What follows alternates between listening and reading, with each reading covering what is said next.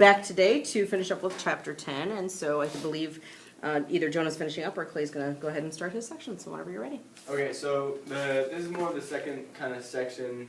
It's a little bit shorter than the first, but Jonah kind of went over the terms and things like that in the section, and then this side of the section was more long distance and abusive relationships and things like that that play into relationships.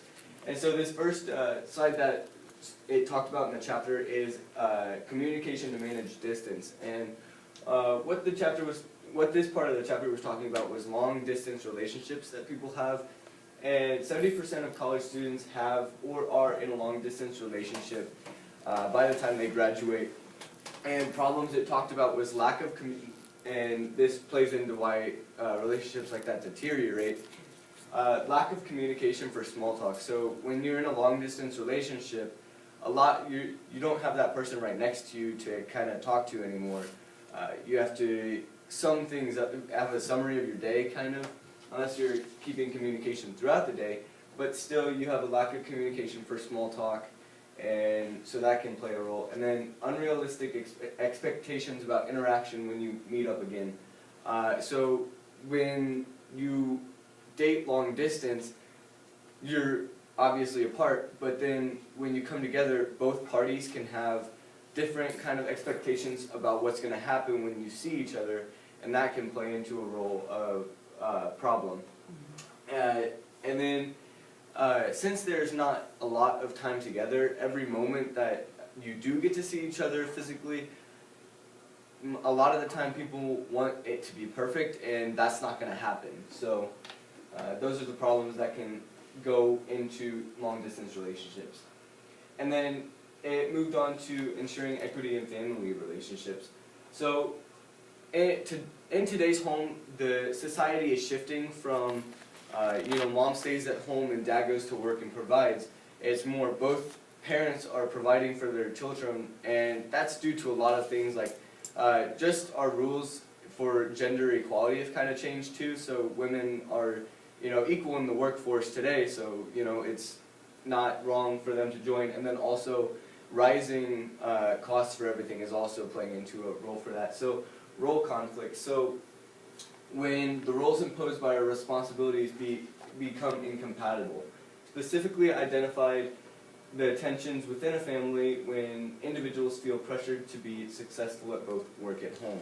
So this is just the role conflicts is by Neil, and I don't really know how to say her name, Deirdre, but that's one of my outside sources. So this is basically talking about how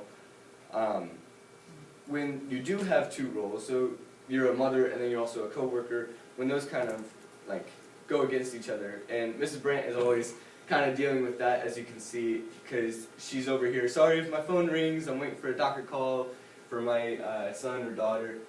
And then the equity theory the chapter talks about is people are happier and more satisfied with equitable relationships rather than inequitable. And so this is summarized here, if that didn't make sense.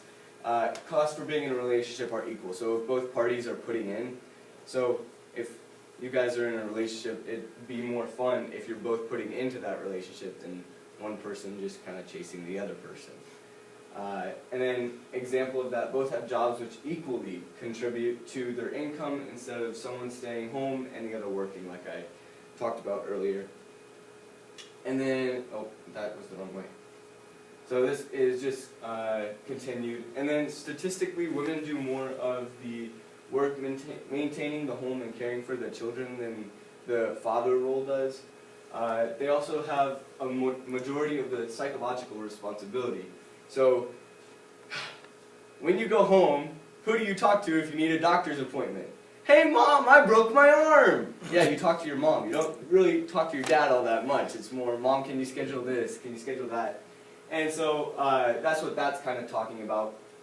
And you can also tell because the moms are the ones that are like, oh yeah, let me check the schedule. It's not the dad really doing that. But although sometimes parents do alternate, this isn't the case for every single parent. Many mothers are seen reminding the fathers for domestic activity. Honey, can you go take out the trash?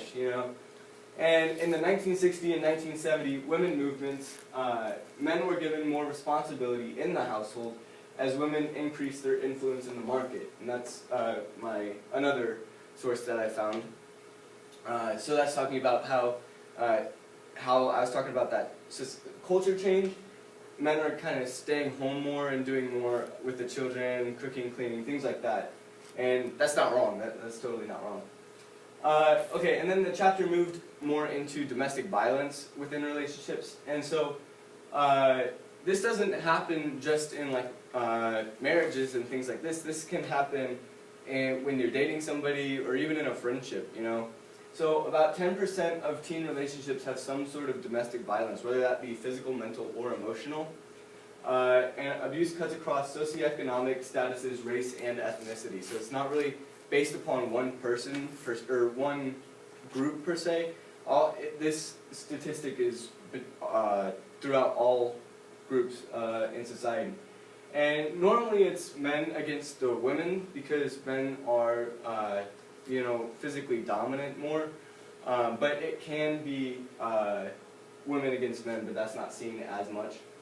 And so the violence seldom stops without intervention or communication or something like that, or just breaking it off. So if this is kind of happening, people just need to get help and get out of there, and that's the best way to stop it. And then the chapter finally concluded on insisting on safer sex. And then we as Christians, we're instructed to wait till marriage, and that cuts out things like sexually transmitted diseases. That cuts out like multiple partners, things like that. But in today's world, that's kind of not the case for a lot of people. And so even if you do wait till marriage, just be sure to get tested before, because your partner might not have. So that's just being safe. And the book refers to this as the HIV/AIDS era, and as these threats are increasing and posing serious threats on sexually active people. And even though the threat is there and it's known about, people are still being stupid about it and not helping to prevent it. So one thing that is great is abstinence, and that's waiting till marriage and things like that. So abstinence is the best way you can do it. And then single partner activity, so not having multiple partners, because if you have one partner and they've had multiple partners, you're also having all those multiple partners, and it just kind of keeps going out.